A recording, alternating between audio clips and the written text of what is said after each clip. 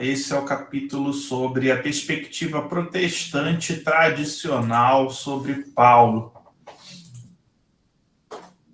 Ele em si não fala muito sobre a perspectiva protestante tradicional sobre Paulo. Ele fala sobre a perspectiva dele, ou seja, do Andrew Das, sobre a perspectiva paulina. Então, existe uma perspectiva protestante sobre Paulo. Não é essa que ele fala exatamente no capítulo, mas ele fala a perspectiva dele. E a perspectiva dele, ele entende que se encaixa dentro da perspectiva tradicional luterana sobre Paulo. Então, é bom que a gente sempre faça essa prévia, né?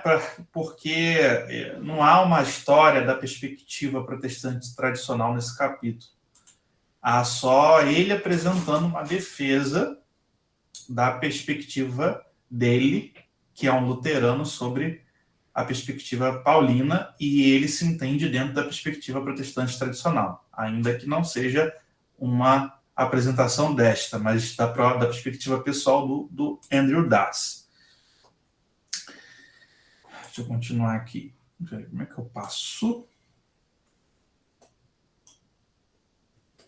O tradicional mesmo, ele só fala no primeiro parágrafo, né? Então, qual é a perspectiva paulina protestante? Os judeus do Segundo Templo, eles aderiram a uma religião de prática de justiça e legalismo.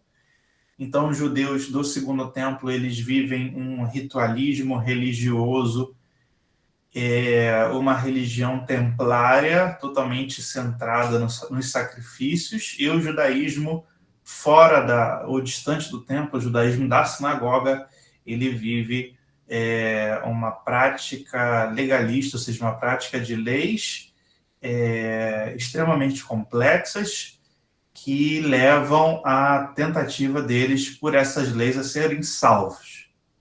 E aí você tem Paulo, que enfatiza a graça de Deus, ou seja, a gratuidade de Deus contra essas obras humanas, contra a prática dessas leis, né? E Deus salva através da graça, sem exigência de obras ou ações. Então, ele resume no início essa perspectiva que seria tradicional, né, dos protestantes sobre Paulo. Eu queria só, antes de entrar no capítulo em si, falar um pouquinho sobre isso, né? Porque no século XVI, os protestantes, em geral, eles vão ler o Corpus Paulino e vão acabar associando ao catolicismo romano aquilo que Paulo está lutando no seu tempo. Então, os protestantes eles vão fazer uma projeção. Paulo lutava contra uma religião centrada no templo, centrada no ritualismo amplo, uma religião centrada no legalismo, e Paulo diz que, seguindo a prática dessa religião, ninguém vai conseguir ser salvo porque é impossível. Os protestantes, no século XVI, eles vão entender que está acontecendo a mesma coisa com eles, só que não em relação ao judaísmo, mas ao que eles vão chamar de papismo. Então, a igreja da sua época seria a Israel da época de Paulo, uma igreja que confia no legalismo, nas boas obras, nas ações próprias para poder alcançar a salvação. Então, os protestantes eles vão ler no século XVI Paulo contemporaneizando, ou seja, tudo que Paulo lutava contra os judeus é o que os protestantes estão lutando contra os sacerdotes romanistas. Então, há essa projeção, há essa hermenêutica, que é muito interessante a gente começar colocando isso, né? Israel, para os protestantes, é outra coisa também importante a gente colocar. Israel, para os protestantes, é a igreja, tá? o judaísmo, os judeus não são mais parte do plano de Deus, os judeus étnicos e o reino de Israel antigo, tudo isso acabou e Israel é a igreja. Israel não é mais o antigo Israel. Então, os protestantes, eles nem precisam debater sobre uma perspectiva paulina. Essa questão de uma perspectiva paulina, de um Paulo histórico, isso é debate moderno, né? Isso é debate do século XIX, do século XX. Para os protestantes, Israel já era, o judaísmo étnico já era, que lá vai todo mundo para o inferno. A igreja é o novo Israel, né? E para a igreja católica também. Tá? Então, a gente vai ver, dentro da perspectiva luterana, talvez esse debate mais reforçado. A teologia reformada não debate tanto isso, mas a teologia luterana debate profundamente essa dicotomia entre lei e evangelho. Né? Então, Lutero, ele vai, como vocês já sabem, né, durante toda a vida dele, jovem, lutar para ser salvo através das boas obras, lutar para se sentir salvo através das boas obras que a igreja dava. E aí, por mais que ele tentasse ser perfeito, fizesse tudo certinho, ele sempre caía em pecado de novo e ele sempre voltava a se sentir mal e próximo do inferno ou jogado no inferno por um Deus muito violento. Paulo vai se libertar dessa ideia psicológica dele ao ler Romanos, né? E Romanos, já no capítulo 1 ali, vai dizer, né, que a justiça de Deus, ela se revela de forma clara no Evangelho, porque o justo vive pela fé, ou seja, o justo ele recebe a vida pela fé, o justo passa da morte para a vida pela fé e não pelas obras. Então, Lutero ele desenvolve, né, o início da soteriologia e de toda a sistemática luterana dentro de uma dicotomia. Lei, tá? Que te mata, que te condena, que te destrói, que te amaldiçoa, e aí no momento que você está condenado, você olha para Cristo e ali é imputado a você a fé, a crença. E Lutero, ele vê em Paulo, né, na teologia paulina, teologia de Romanos, o debate nem está em Gálatas ainda, igual está aqui no livro, a sua própria história. Então, se a gente for pensar numa perspectiva paulina, protestante tradicional, ou seja, do protestantismo da reforma, que para mim tradicional seria isso, é se ver, né, em Paulo, né? Se ver em Paulo lutando contra uma religião que só te leva à condenação, tá? A perspectiva reformada já é um pouquinho mais diferente, porque não é uma dicotomia entre lei e evangelho, mas é a lei da lei e a lei da graça. Então, são duas leis. Então, a perspectiva reformada ela é bem legalista, ainda que ela fale sobre a predestinação, sobre até a predestinação da fé, a predestinação total, mas a predestinação acaba se provando com as suas ações do dia a dia, que é diferente da perspectiva luterana, que vai dizer você sempre vai pecar, sempre vai errar. Isso não é indício que você vai para o inferno e não está salvo. Na perspectiva reformada, se você errar, se começar a se comportar mal, é um sinal que você não é predestinado. Só que essa dicotomia aí luterana, ela tem toda uma história, né, que vai levar no século XX o Bonhoeffer a dar um basta, né, porque na teologia luterana acabou que se você é luterano, foi batizado luterano, você crê na graça, você já está salvo e pode viver a tua vida fazendo a besteira que for. Que leva o Bonhoeffer a escrever o discipulado, né? Em que ele redefine o termo de obras, o termo de fé e obras e o termo de essa dicotomia de uma forma genial, né? Mas eu não sei em que ponto a gente pode colocar Bonhoeffer dentro dessa perspectiva. Né? E só para a gente resumir, Tem outra questão, Israel para os dispensacionalistas e evangélicos, porque para os dispensacionalistas, no século XIX em diante, até o surgimento do mundo evangélico, existe salvação em dois modelos, no modelo de Cristo e no modelo de Israel. A igreja não é o novo Israel. Israel é o Israel. E o Israel é o povo eleito.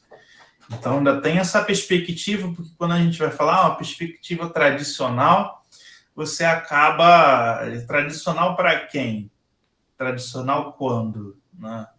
E se você pega um dispensacionalista, Israel vai ser salvo por eleição, porque eles são o Israel de Deus, Israel judeus étnicos, né? E a igreja também, por outros motivos, enfim. Então, vamos entrar aqui na defesa do Andrew Das. Então, no Andrew Das, ele começa considerando, né, a NPP, ele não vai atacar a NPP puramente, mas ele vai absorver alguns aspectos da NPP que são importantes, né? Principalmente a documentação levantada, seja pelo Dan, seja pelo Sanders, seja por outros, do judaísmo do Segundo Templo. Essa documentação que não está na Bíblia, portanto, é desconhecida da perspectiva tradicional. A perspectiva tradicional só conhece de judaísmo que está no Novo Testamento, não conhece mais nada.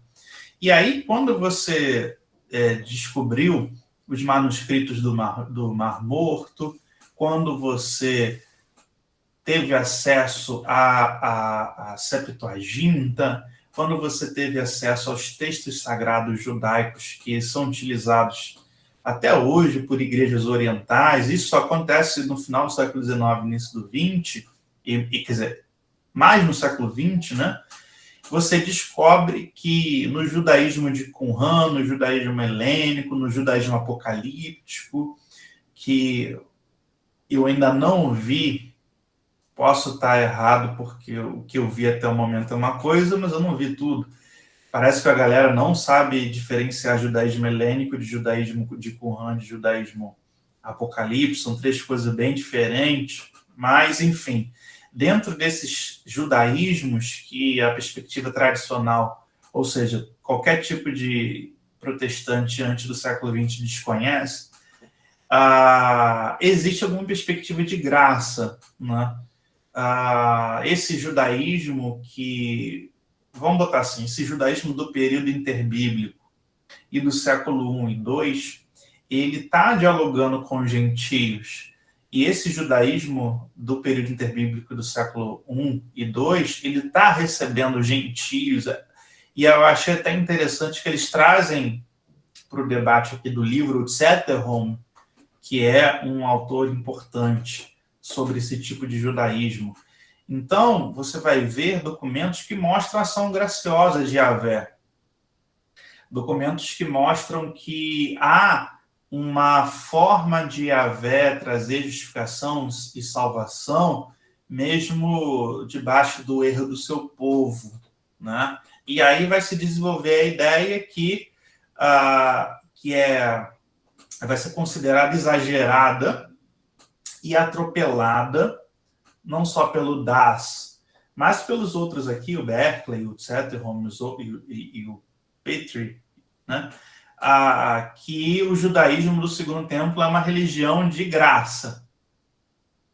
Então, por que eu falei que a perspectiva do Das não é uma perspectiva tradicional? Porque a perspectiva do Das já considera esses textos, tá? Que não vê que o judaísmo é uma religião que não considera a graça ali no Segundo Templo. O que Das vai apresentar é que, embora o judaísmo seja uma religião, o judaísmo do Segundo Templo seja uma religião que também considera a graça, Paulo, ele reage também a esse judaísmo que considera a graça. porque o evento Cristo, ele também invalida a ideia de graça do judaísmo do segundo templo. Se a nova perspectiva paulina ela se baseia toda nesse judaísmo do segundo templo, que tenta trazer para dentro de si os tementes a Deus, que são gentios que querem seguir a Cristo, os fears of God, Paulo não está nem aí. Tanto o judaísmo legalista, templário, farisaico, vai para o buraco, vai receber maldição, quanto o judaísmo do segundo templo, que considera ações graciosas de Yahvé, também não dá certo, porque sem Cristo nada dá certo. No final é isso que a visão de Das ele vai mostrar. E aí ele vai falar sobre a questão da disputa pela fé de Abraão. Então, esses textos do judaísmo do segundo templo vão demonstrar, na verdade, assim, o recorte que se faz dos textos do judaísmo do segundo templo, esses recortes vão dar ênfase a Abraão, que não era um seguidor da lei de Moisés, pois essa não existia. E os NPPs, vamos colocar assim, os NPPs utilizam os textos que falam, o tempo todo, os textos que falam que Abraão, sem a lei de Moisés, alcançou a salvação. E Abraão alcançou a salvação exatamente pelas suas características de fidelidade. Então, os gentios podem se tornar tementes a Deus e chegar perto, né, da sua salvação, ou chegar à salvação seguindo o exemplo de Abraão. Ou seja, o que Paulo fala não é nem um pouco inovador ou genial, porque isso já estava dentro do judaísmo do segundo tempo. Ou seja, a salvação dos gentios é possível porque Abraão foi salvo sem as obras, né? Então, nesse ponto, a nova perspectiva ela vai tocar muito nesse ponto, e até aí a gente só quebra aquela visão antiga que Paulo seria um gênio, ou melhor, que Paulo seria um revolucionário que criou uma coisa completamente nova dentro do judaísmo. E olhando esses textos do Mar Morto e olhando os textos judaicos interbíblicos, não. Paulo ele está dialogando com a galera que adere à salvação gentia por meio desse pai que é Abraão, enquanto o judeu étnico adere à salvação através da Torá, o gentio, ele adere à salvação através de pai Abraão, tá? Então são essas duas questões, há uma disputa por essa fé de Abraão. E aí o Das, ele fala que existe uma diferença em Paulo entre fé de Abraão e obediência de Abraão, ou seja, Paulo, ele diz que a salvação não vem pela obediência de Abraão, mas pela fé, né? E aí ele cita aqui, ele apresenta o patriarca como alguém que creu em Deus e foi considerado justo. E de forma visível, não se refere nesses versículos à obediência. Por quê? Os judeus do segundo templo vão pegar o exemplo de Abraão obedecendo a Deus e sacrificando Isaac. Paulo vai dizer que Abraão ele foi justificado muito anos antes de Isaac e daquele momento ali no monte, porque a justificação de Abraão veio na fé no momento que Deus elegeu ele, que chamou ele, ele creu e seguiu a Deus. Então, o Abraão foi salvo pela fé quando ele não era obediente, ele não era nada ainda, era só um pagão normal. Olha essa questão que o Das está trazendo. Paulo define fé estritamente com base na fé ou na confiança do Senhor, sem fazer referência à sua fidelidade, ou seja, o Das está mostrando que, enquanto a perspectiva da graça, da inclusão dos gentios no segundo templo, tem a ver com a obediência, aí sim Paulo está discordando e apresentando a sua visão. A perspectiva paulina é que a salvação do gentio não vem pela obediência, mas vem pela fé de Abraão, não pela obediência de Abraão. A fidelidade, seja a lei, seja as suas obras, ou seja a tradição abraâmica de obediência, está excluída dentro da posição paulina, segundo o Andrew Das. O apóstolo Paulo, ele então vai criar uma dicotomia entre fé e fidelidade, que eu acho muito interessante, ou seja, fidelidade é impossível no sentido de ser perfeita.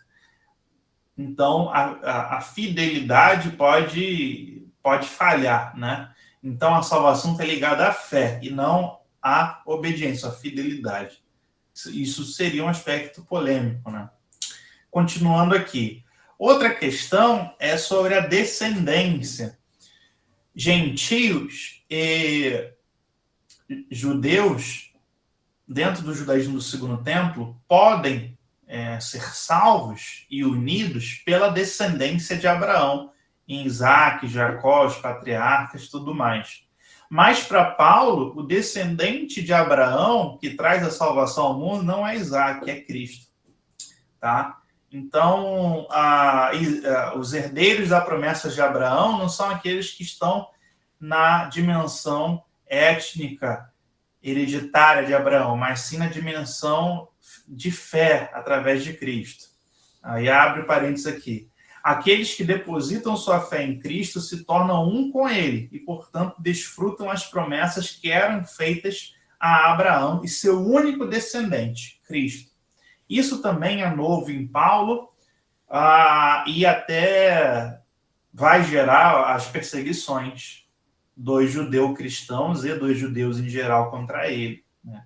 No momento que Paulo anula essa hereditariedade dos patriarcas, né? E se concentra apenas no final dessa hereditariedade, que é o próprio Cristo, que nasceu na descendência de Abraão.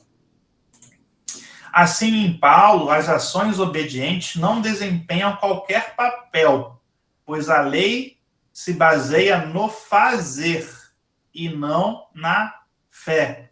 Então, fazer não salva, nem dentro da perspectiva da Torá, nem dentro da perspectiva de Abraão. Apenas a fé é que salva. E a fé abraâmica, ela vem antes do sacrifício de Isaac, isso aqui eu já falei, portanto, o foco é na confiança, ou seja, o que é a fé? É a confiança total em Deus, prévia, e não a obediência ao longo da vida, né? E aí sim, aí depois ele vai entrar, né, nessa análise dos textos judaicos do Segundo Templo. A obediência perfeita é a exigência, sim, da lei judaica. E é isso que é interessante, porque a gente vai ver aqui, na minha opinião, o problema da apologética. E essa guerra de letrinhas. A gente está aqui, a gente é historiador, né? Então a gente vai ver no meio dos teólogos essa guerra de letrinhas, ou seja, essa guerra de frases, sabe? Cortar pedaço da Bíblia, cortar versículo. E os caras fazem exatamente isso com os textos do judaísmo do Segundo Templo. Eles cortam os textos que falam da graça, né? E excluem todos os outros textos que dizem que um verdadeiro justo guarda o sábado, circuncida, guarda os costumes alimentares, e no caso, e outra coisa, os caras têm a coragem de falar de graça no judaísmo de Qumran, sendo que o judaísmo de Qumran tem uma perspectiva graciosa ali, mas além da lei de Moisés, o judeu de Qumran tem que guardar pobreza, vegetarianismo, celibato. Então, para o judeu de Qumran, a salvação é 1000 vezes mais difícil do que para um judeu fariseu, ou melhor, ou ainda, um judeu saduceu, que só tem a Torá, né? Então, ele vai jogar que não, mas vocês esqueceram de contar o resto do texto. de 4QM, né? Que é o texto de 4 com RAM, lá no escrito do Marmor. E aí, o apontamento do Reis, que ele está dialogando aqui, o Dácio dialoga com Reis, que a lei oferece amplamente o perdão através de arrependimento, sistema sacrificial e o solene dia da expiação. Né? Porque o que o Reis vai falar? Não, para o judaísmo do Segundo Templo, você mesmo não sendo perfeito, mesmo pecando, falhando, mesmo caindo na lei de Moisés, existe 3 fugas para isso, né? 3 formas de você se salvar mesmo falhando, que é o arrependimento, o sistema sacrificial e o que acontece todo ano, né? Um dia da expiação para todos os seus pecados, né?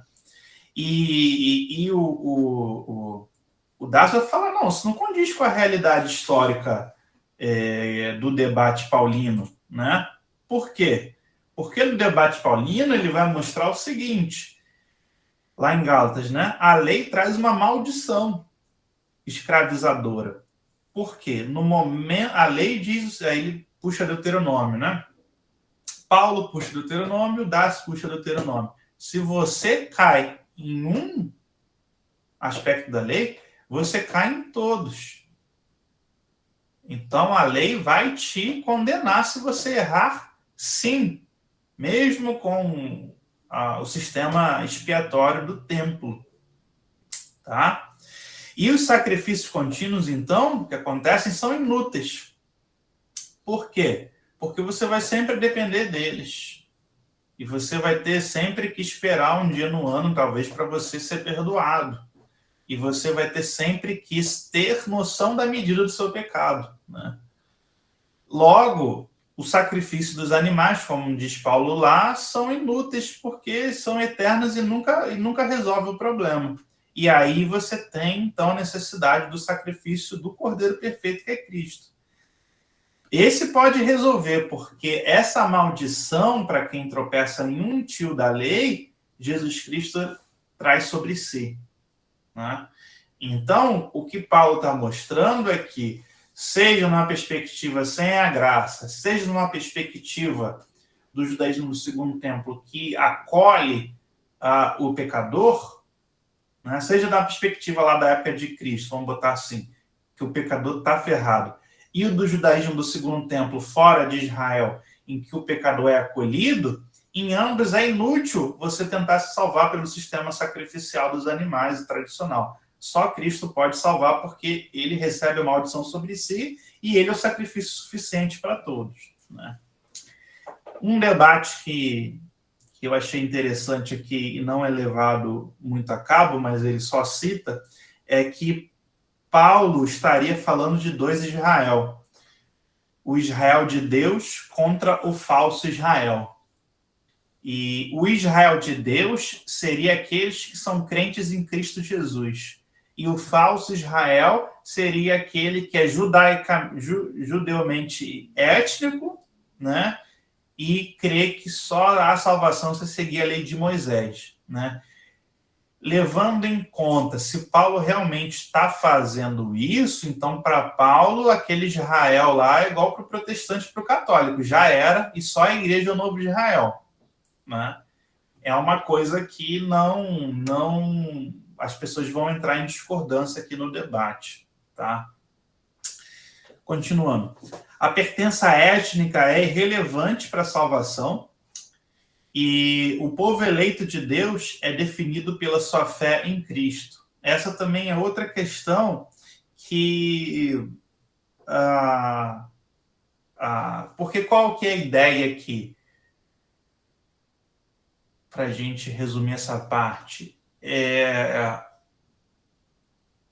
A questão não é se a lei é puramente legalista ou se há aspectos de graça de Yahvé na lei, nesse judaísmo que a gente citou. A questão é que tanto um quanto o outro são inúteis sem Cristo, porque só Cristo é o sacrifício final. Só Cristo é o sacrifício que traz a maldição. Só Cristo é o sacrifício que resolve. E a fé de Abraão só é perfeita se for exercida nesse sacrifício de Cristo e não nos sistemas tradicionais. Isso aí é bem tradicional, a gente já conhece, né? Outra questão, né, que ele vai ser contra a NPP. A NPP vai dizer que Paulo ele não está atacando a lei como um todo, mas está atacando somente os aspectos delimitadores étnicos da lei. Tá? E o Andrew Das vai dizer que não, né? Que Paulo ele vai, a lei para Paulo é tudo, inclusive as leis dietéticas, as leis solenes, tudo, e não apenas as leis de exclusão étnica, né? E aqui o judaísmo de Qumran tem excesso de práticas legalistas, já falei, tá? E em Romanos 4, Paulo define obras não em termos de identidade étnica judaica ou nacionalismo, como diz a NPP, mas no contexto amplo da ação humana. Paulo jamais concede a Israel uma eleição que leve à salvação independentemente de Cristo. Se a lei pudesse salvar, a morte de Cristo seria desnecessária. Então, para Paulo, seja um aspecto da lei delimitadora ou a lei toda, ambas são inúteis porque salvação só vem pela morte de Cristo. Tá?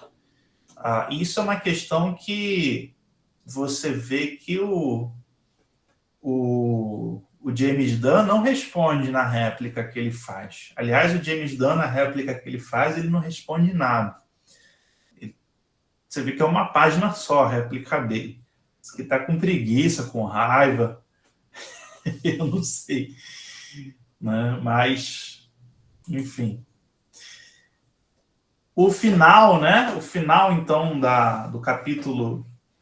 Do capítulo não, né? Do texto do Andrew Das vai debater sobre a questão do dom, né? Do presente. E aqui a justiça de Deus é dom. A justiça de Deus não é conquista. Somente Deus imputa a justiça. Aqui está muito claro o luteranismo do Das, né? Luteranismo ali. Inclusive, ele traz, né, um dado muito interessante histórico sobre essa questão do legal de uma transgressão da lei, né? Mas, enfim, somente Deus imputa a justiça, somente Deus transforma alguém em justo.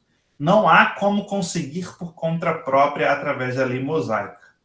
E como é que você consegue isso? Pela fé somente, concedida a todos os que creem. E aí, logo, as tentativas de conquistar um status justo com Deus por meio da lei e de sua prática são esforços humanos falhos. A dádiva da justiça é diferente da atividade ou das tentativas do homem. Paulo reconfigurou a graça divina com base em Cristo. Tá? E aqui a gente tem, então, a perspectiva do Andrew Das. A questão não é uma dicotomia entre lei e graça em Paulo. A questão aqui é Cristo. Cristo é uma nova dimensão da existência humana. Dentro dessa nova dimensão da existência humana, a lei, seja ela do primeiro ou do segundo templo, não vale mais. Não existe mais. O debate ele se torna inútil ser feito porque é um outro paradigma. É como se a gente entrasse num novo sistema filosófico. O debate graça e lei só serve para o mundo judaico que não crê em Cristo. Se tem Cristo na história, a questão aqui agora é outra dimensão, outra vivência, outro Adão, né? Então, a perspectiva de Das é resumindo aqui, a perspectiva de Das o judaísmo não era aquele legalismo terrível que não considerava a graça, como se pensava antes. O judaísmo tinha aspectos graciosos, aceitava o pecador, aceitava esse judaísmo do segundo templo, né? Aceitava a falha, né? Mas exigia, né, todo um sistema ainda legalista. Porém, Paulo vai dizer que tanto um quanto o outro são inúteis porque Cristo é o novo momento, a nova Israel. Cristo é o verdadeiro descendente de Abraão. Então, só se você tiver Cristo é que você pode entrar na Nova Jerusalém, né, na perspectiva escatológica. Agora eu vou passar para as réplicas, né? Então, o autor católico, o Pitre, ele vai concordar, né, obviamente, com Das. Então, eu tenho uma ampla concordância com Das, porque as diferenças, né, entre protestantes e católicos não são sobre a justificação pela graça, mas sobre o alcance da justificação na vivência cristã. Então, seja para o protestantismo, seja para o catolicismo romano, a salvação não vem pela lei de Israel. Salvação não vem pela Torá. Salvação não vem por seguir os preceitos do Antigo Testamento. A salvação, a justificação, vem pela graça de Deus. Que isso aí, às vezes, até as pessoas se perdem nos debates aí. Tanto para o catolicismo romano quanto para o protestantismo, a justificação vem pela graça de Deus. Então, metade da réplica do Pitre é concordar com Das. Então, a nova perspectiva... Porque, assim, o Das, ele começa dizendo que ele está trazendo uma nova perspectiva. Então, você tem a NPP do Dan e você tem o que Das está falando. Eu tenho uma nova, mais nova ainda, mas que é tradicional, mas que também é nova. E aí o Pitre fala, não, concordo com tudo isso.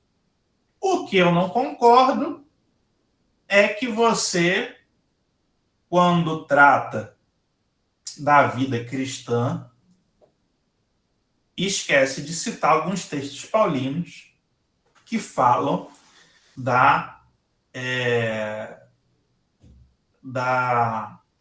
justiça escatológica, ou seja, do tribunal de obras do último dia. E é claro, o Pitre, ele é honesto intelectualmente em dizer, é lógico que o Das não falou nisso porque isso não é o tema do texto, não é o tema do artigo. Mas o Pitre, como é católico, ele quis trabalhar um pouco da visão católica sobre Paulo, né? E aí ele vai trazer textos paulinos que falam da necessidade de boas obras depois da justificação. Então, o que a gente precisa dizer? A concordância protestante católica sobre a justificação inicial. Então, você é salvo e justificado por Deus pela graça. Beleza. Para o protestante, essa graça continua até o final da sua vida, né? No luterano, essa graça continua, porque quando ele pecar, a graça vai funcionar na vida dele e vai perdoá-lo. Para o reformado, essa graça continua, porque Deus imputa a fé e o Espírito Santo imputa também a santificação. Então, para o reformado, você vai se tornando perfeito mesmo pela ação do Espírito Santo, porque a graça é irresistível. E para o luterano, mesmo caindo, você vai ser alcançado pela graça. Para o católico, não. Você foi alcançado, você foi justificado, beleza. Mas agora você vai ter que se esforçar para se manter salvo até o último dia. E você vai ser julgado pelas suas obras. Tá? Então, esse debate aqui não tem nada a ver com Nova Perspectiva Paulina, mas é um debate que o Pitre fez. Então, eu trouxe aqui porque é até interessante a gente pensar que o Peter ele traz textos paulinos, né? Ainda que eu não concorde com a forma como ele interpreta alguns desses textos. Mas é interessante a réplica dele. É bem interessante. E aí a gente também tem a réplica do Zetterholm. Eu, particularmente, gostei bastante do Zetterholm aqui, porque é uma base teórica da minha tese de doutorado. O Zetterholm, ele tem um livro chamado A Formação do Cristianismo em Antioquia. O Zetterholm, ele é mais sociólogo, né? Mas ele também tem uma pegada histórica boa, que vai trabalhar profundamente a história do judaísmo e da formação do cristianismo. O Zetterholm, ele vai mostrar o rompimento, né? Como que o movimento de Jesus sai do judaísmo e vira outra coisa em Antioquia. Então, Zetterholm vai dizer que o cristianismo não surge em Jerusalém, surge em Antioquia da Síria. Coisa que vocês veem sempre eu falando, né? E o Zetterholm, eu só achei ele um pouco soberbo aqui, porque ele dá uma espancadinha no início aqui, né? Ele fala de erudição, tipo, ele é meio aquele cara das ciências sociais que chega, esses papos de teólogo aí, é tudo fraco, vocês não têm erudição, vocês não sabem nem o que vocês estão falando. Ele fala isso educadamente, sabe? Aquele meme. Vamos reescrever. Mas, enfim, o Zetterholm, ele vai dizer que uma perspectiva fora de tudo isso. Para ele, Paulo, ele está escrevendo para os gentios em Gálatas. É nesse contexto que devemos entender soteriologia. Por quê? Paulo, porque ele fala que enquanto vocês estão trabalhando um Paulo teológico, eu vou trabalhar o Paulo histórico. E aí ele fala o seguinte, Paulo está trazendo os gentios não para o cristianismo, porque o cristianismo ainda não existe. Paulo está trazendo o cristianismo para o judaísmo cristão. Então, o Zetterholm está numa outra perspectiva. Porque, assim, nova perspectiva paulina é só slogan. Não é... Assim, não são... O que é a nova perspectiva paulina, na verdade, é só um rompimento da teologia sistemática com a teologia bíblica. E um slogan que inventaram, né? E aí o Zetterholm vai falar, não, eu acho que vocês estão dentro de um paradigma teológico, historicamente, aqui não é cristianismo e judaísmo, mas judaísmo e judeu-cristianismo, ou judeu-nazarenismo, né? Por quê? Paulo acredita que a observância da Torá não serve para os não-judeus. Ou seja, os judeus precisam continuar observando a Torá e os não-judeus, ou seja, os gentios, não precisam observar a Torá. Logo, Paulo, em Gálatas, luta contra a absorção das práticas ritualísticas judaicas por gentios, a fim de se salvarem, e não dos judeu-cristãos. O que ele diz? Que a luta de Paulo não é contra as obras da lei. A luta de Paulo é com uma igreja de gentios que vem de um sistema ritualístico templário de sacrifícios greco-romano e troca esse sistema pelo mesmo sistema judaico. Então, a luta de Paulo não é fazer com que todo mundo deixe de seguir a lei, mas a luta de Paulo é fazer com que esses gentios, que agora creem em Cristo, não sigam a lei, ou seja, não se judaizem. Então, a luta de Paulo é contra a judaização dos gentios, e não contra o sistema de observação da Torá em si. Então, essa que é a provocação de Zetterholm. Ele não explica se Paulo realmente acreditava que era necessário seguir a lei só por conta de nacionalismo ou etnicidade, ou porque ele queria que era uma obrigação do judeu étnico.